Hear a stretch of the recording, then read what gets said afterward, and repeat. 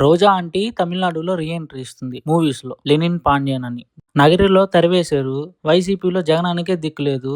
ఇంకా ఆంటీని ఎవడు పట్టించుకుంటారు? రోజా ఆంటీ ఫుల్‌గా ఇంటర్వ్యూస్ ఇస్తుంది. చాలా రోజుల తర్వాత రీ ఎంట్రీ ఇస్తుంది కదా! ఇంటర్వ్యూయర్ వచ్చి విజయ్ గురించి టీవీకే పార్టీ మీద మీ ఒపీనియన్ ఏంటి అంటే, మంచిగా చెప్పాలనుకున్నోళ్ళు మేము చాలా కష్టపడి పాలిటిక్స్‌లో వచ్చాము. ఒడిదుడుకులుంటాయి. సినిమాలా కాదు పాలిటిక్స్ చాలా కష్టాలుంటాయి అని చెప్పాలి. రోజా ఆంటీ దొరికిందిలే ఛాన్స్ అని పవన్ కళ్యాణ్‌తో కంపేర్ చేసి, పవన్ కళ్యాణ్‌లా రాజకీయాలు చేయకు అనింది. నీకు ఆన్సర్ ఏమని చెప్పిందంటే, పవన్ కళ్యాణ్‌కి కన్సిస్టెన్సీ ఉండదు. 2014లో సపోర్ట్ చేశాడు. 2019లో ఒంటరిగా పోటీ చేశాడు. 2024లో మళ్ళీ పొత్తు పెట్టుకొని గెలిచాడని అనింది. రోజా ఆంటీ మీ జగనన్నలాగా దొరికిందిలే ఛాన్స్ అని తండ్రి శవాల దగ్గర రాజకీయాలు చేసే టైప్ పవన్ కళ్యాణ్ కాదు. 2014 ఆ సిచ్యువేషన్‌లో రాష్ట్రాలు విడిపోయి అల్లకల్లోలంగా ఉంటే ఇప్పుడెందుకు మన వల్ల డిస్టర్బెన్సెస్ అని చెప్పి సపోర్ట్ చేశాడు. పవన్ కళ్యాణ్ తన ఓన్‌గా పార్టీ పెట్టుకున్నాడు. మీ జగనన్నలాగా ఎవడో పెట్టిన పార్టీ తీసుకొని పార్టీ నడపట్ల. పవన్ కళ్యాణ్ రాజకీయం స్టార్ట్ చేసినప్పుడు మైనస్‌లో స్టార్ట్ చేశాడు. చిరంజీవి గారు పెట్టి ఎళ్ళిపోయిన తర్వాత పవన్ కళ్యాణ్‌కి నెగెటివే స్టార్ట్ చేసినప్పుడు.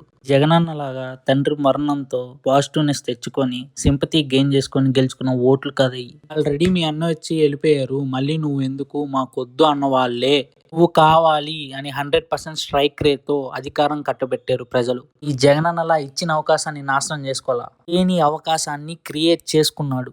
ఇప్పుడున్న జనరేషన్‌లో సినిమా వాళ్ళొచ్చి రాజకీయం చేయటం అంత ఈజీ కాదు. పవన్ కళ్యాణ్‌కే సాధ్యం. మీరు అవునన్నా కాదన్నా అదే నిజం. అందులో 20% విజయ్ అప్లై చేస్తే విజయ్ కూడా సక్సెస్ అవుతాడు. ఇది ఫ్యాక్ట్.